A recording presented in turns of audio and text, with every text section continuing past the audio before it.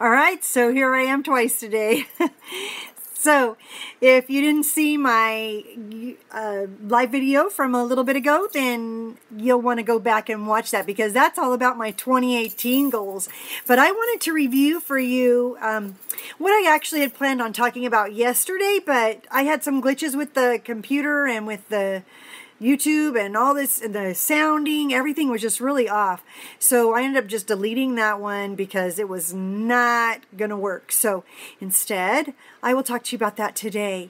And what it really had to do with was my last year's resolutions. Because, you know, I think it's important, it's part of my whole thing with goals is that when you write down a goal, that's great. That's where you want to end up. But it's really important to figure out what steps you need to get to that goal. And you should be accountable to yourself enough to check yourself every day, once a week, once a month, and no less than once a month.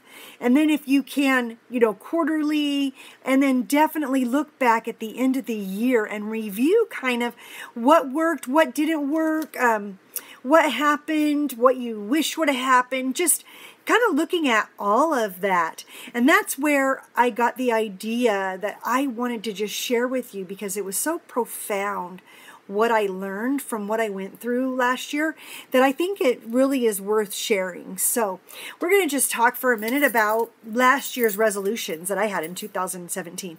Now, you can see that this word I have behind me, I don't know if you can see it right off the bat, but it says LOVE, love. And that's what my resolution was a lot about last year.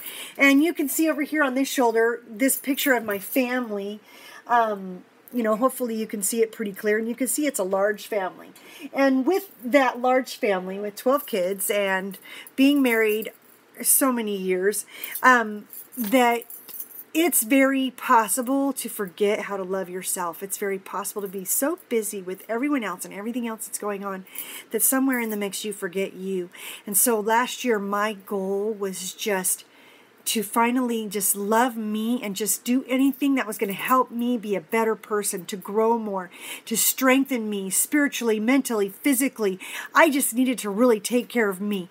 I felt like all the walls were caving in and I was collapsing and I just couldn't breathe and I couldn't get my head out of the water. I felt like I was drowning and it was just so much for me, and I knew I was just really needing to take some time to nurture and love me because I'd worked so hard to be doing that with all my kids. I had somewhere along the line just forgot about me for the most part. I was always really good at my basic routine and taking care of me, showering, getting ready for the day. But a lot of that was just surface stuff. I still made my bed. I did basic routines, but I wasn't really taking time for me. And that's what I really regret from prior to that. So I really just want to emphasize how important it is to take care of us. By the end of the year last year, I did a lot of things on that journey that I'll be talking about in the coming weeks about the things I learned that year. But overall, by the end of the year, I learned about a video that I had watched that had Kimmy and her apron had done. And then she had video recorded her mentor working with her, and her mentor at that time was Fly Lady Cat. Well, someone had posted that on this declutterathon Facebook page that I was on, and I was posting pictures, etc. And I couldn't believe it that she just had put this video on there about this lady, Fly Lady Cat. Her name was Cat Brewer, and I was like, who is this lady? Oh my gosh, she just is like honey to my ears and to my heart and to my mind. And she teaches you could have peace in your life, love in your control in your home, and finally start to learn to love yourself. And I just was like, wow, I need this in my life. And I only found her in October. See, I just started YouTubing about in the summertime last year, and then by the end of the year, I had found this YouTuber, Cat Brewer, that I just was talking about, who just really changed my life and just blessed my life in so many ways in such a short amount of time. I found her sometime in October after my birthday, or just before my birthday, maybe even the end of September. I'd have to look to see the exact day that she came into my life by accident. But I'll tell you what, what a change it's made in my life. And she had a huge role in me accomplishing that goal I had for last year. And so what I want to talk to you today about is just taking care of you. We make the mistake of taking care of everyone else, and a lot of times we don't take care of us. And taking care of us is really, really, really important. You know, I talked about a couple days ago about calendaring all these things that are really important. You can look that YouTube up. I talked about calendaring those things that are important and what really matters to us, and you know, birthdays and these things that matter.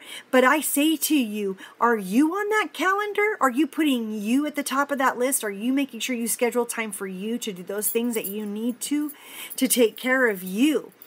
If you're not on that calendar, you need to make sure that you're on that calendar and put yourself on that calendar. Set time aside for you. And what do I mean by that? I mean, even just a book that you want to read and making sure you set aside time specifically for reading that book.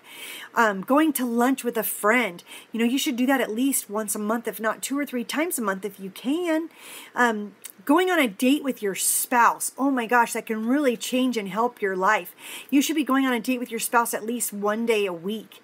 And, you know, and I'm not saying that you can't count going grocery shopping together, but if you're not really talking in between your stores or while you're shopping, you can't really count that as a date unless you do something to help, you know, solidify your relationship.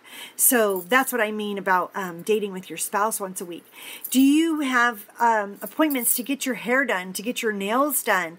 You know, even in just a basic manicure, maybe you're not getting your nails. My nails, I get them done about once a month, and it just makes me feel better, more feminine. I work really hard. I'm surrounded by boys. I have 9 boys, as you know, and sometimes I just need something to help me remember that I'm a feminine creature and that I am a girl, and it's okay if I cry. It's okay if I have a heart. It's okay if I nurture and love. I don't need to be gross and disgusting like the boys can be sometimes.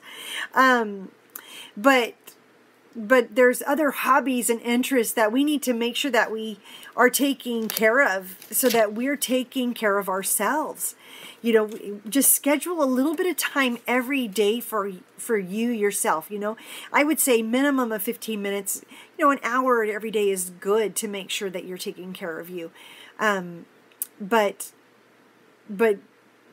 you know, even scheduling things so that you don't forget. Like, I like to take a bubble bath once a week. I just like to sit there, relax, and just really unwind and de-stress. That's not counting the days I take showers on. I take a shower every other day, but once a week I like to make sure I just get in and just soak and just make sure everything is just softened and I just feel better and more fresh and more rejuvenated just by taking that simple bath every week. And it just... You know, my daughter had suggested putting rose petals in the bath. So a couple of times a year I do that. I just add rose petals to the bath. What a difference that makes for such a nice, luxurious bath. You know, dimming the lights, candles, whatever you want. I don't necessarily dim the lights or add candles, but I have once or twice, especially last year. And then making sure that you do things that are for you a little bit longer, you know, once, twice, 3 times a week. And that's where my nails come in, getting a hair appointment. Obviously, sometimes those take up more time, and you want to make sure you schedule those. Be scheduling time for you.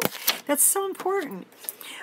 Just remember, take care of you. You're number one. You're the one that floats everything else. As the mom of the house, the mother, the wife, the nurturer, the homemaker.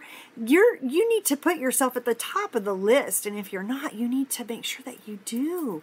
You know, I watched this really cool YouTube. I'll post that below. Last year, a couple months ago, about Oprah. She was doing a life class, and she had Iana from Iana Fix My Life, and she was talking to her. Iana was talking to Oprah about our cup runneth over, that scripture, you know, that talks about my cup runneth over. And she said, you know, that cup represents us, and filling that cup up represents filling us up. And runneth over, that's the stuff that you give to everyone else. And I saw Oprah just be like, wow, what an epiphany that was for her. And at the same time, it was resonating as an epiphany in me. And I was like, that's what I was doing wrong all along. You know, it's important to to make sure that you have that cup full and that everything that's left over is for everyone else. And that's the thing that we do wrong so often is, here we take care of everyone else and we have so little that's left for us. And that's what I was definitely doing wrong prior to that, especially since I had my twins. I had the twins 5 years ago, and it took so much just to make sure I was feeding them and rehabilitating me that I was forgetting about just taking care of me. Survival was so bare necessity, and it had to be done, that I was having to take care of a lot of these other people in this picture, especially the little ones, that somewhere along the lines I just forgot about me. And that's so seriously a mistake. I would take care of everyone else, and there was rarely, if anything, left for me. That was really, really sad to just acknowledge and to realize and recognize that there wasn't a lot of time left for me.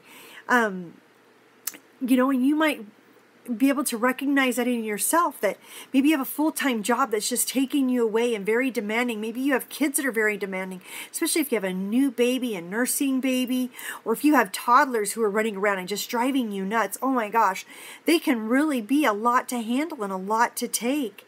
Hopefully you could just learn from my mistake and learn to make you number one, because you're what matters the most. You need to make you the priority.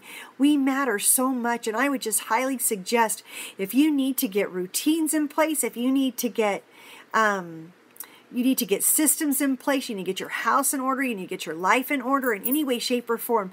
Watch those videos that I have, but Kat Brewer has so many more and so much more detail of things that we need to do to just get our life on track, and I highly recommend her. She's been such a mentor and an inspiration to me. Just honey for my ears and honey for my heart, and the peace that she's brought to my life has just been such a remarkable inspiration for me, and has just inspired me to a level that I am just so much happier and so much more at peace since I found her. And I hope that you can find peace in your life and joy in your life, and love your family and love yourself in so many ways that are more expressed this year. So loving myself last year has really just brought me to a place where I want to just spread that love throughout my life.